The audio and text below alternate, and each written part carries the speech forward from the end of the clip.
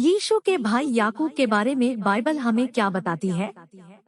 याकूब यीशु का सौतेला भाई था और मरियम और यूसुफ का पुत्र था। प्रारंभिक मसीही कलीसिया में उन्हें एक प्रेरित माना जाता था। पौलुस ने लिखा, परंतु और प्रेरितों में से किसी ने मुझे नहीं देखा, केवल प्रभु के भाई याकूब को छोड़। यद्यपि यह याकूब मूल 12 प्रेरितों में से एक नहीं था, वह प्रेरितिक युग के दौरान एक महत्वपूर्ण व्यक्ति था। यीशु के भाई बहन। याकूब यीशु के कई भाई बहनों में से एक है।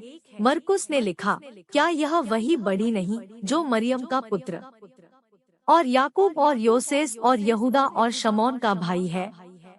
और क्या उसकी बहनें यहाँ हमारे बीच में नहीं रहती?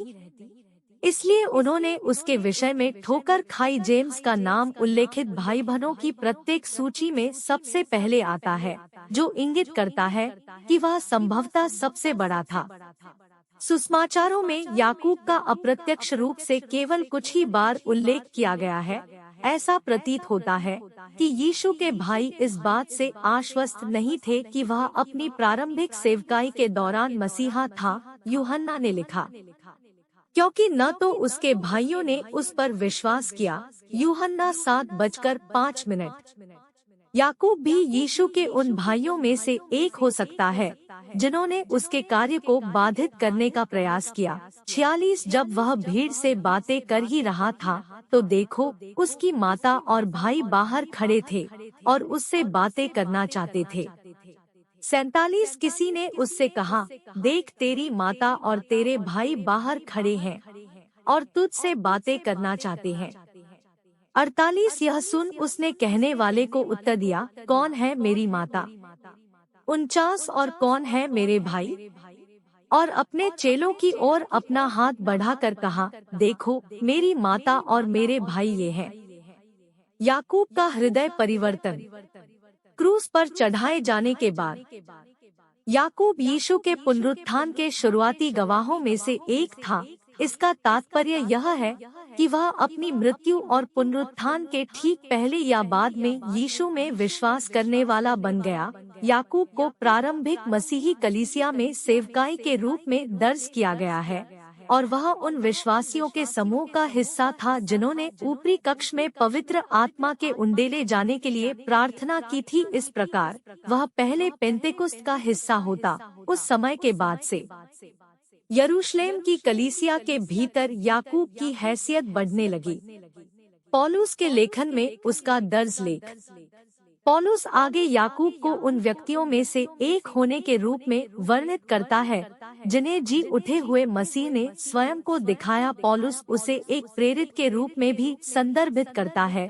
जब यरूशलेम की महासभा ने विचार करने के लिए बैठक की और यह निर्णय लिया कि अन्य जाति मसीहियों को किन नियमों का पालन करना चाहिए, तो याकूब ने अंतिम सहमति तैयार की। उनके भाषण ने पवित्र शास्त्र पर उनकी निर्भरता को दिखाया और व्यवस्था पर अनुग्रह पर ध्यान केंद्रित किया। यद्यपि उसकी सेवकाई यहूदी मसीहियों के लिए समर्पित थी, उसने अन्य जातियों के विश्वासियों की भी परवाह की। याकूब की पत्री। यीशु का भाई याकूब उस पत्र का लेखक है जो 50 और 60 ईस्वी के बीच लिखा गया था। जेम्स ने खुद को परमेश्वर और प्रभु यीशु मसीह के दास के रूप में पहचाना, न कि प्रभु के भाई के रूप में। उनकी पुस्तक का विषय विश्वास के कार्य पर केंद्रित था। आंतरिक परिवर्तन के बाहरी प्रमाण सामग्री मसीही धर्मशास्त्र से अधिक मसीही नैतिकता से संबंधित है। उसने लिखा, परमेश्वर और पिता के सामने शुद्ध और निर्मल धर्म यह है कि अनाथों और विधवाओं के क्लेश में उनकी सुधि ले और अपने आप को संसार से निष्कलंक रखें। उसकी मौत। यरूशलेम से पतरस के जाने के बाद याकूब मसीहीजगत की मातृ कलीसिया के ऊपर रहने लगा। वह अपनी मृत्यु तक यरूशलेम के सबसे पुरानी कलीसिया के स्थानीय प्रमुख के रूप में बैठे रहे। ऐसा माना जाता है कि वह लगभग 62 ई में शहीद हुए थे। हालांकि उनकी मृत्यु का कोई बाइबल दर्ज नहीं है।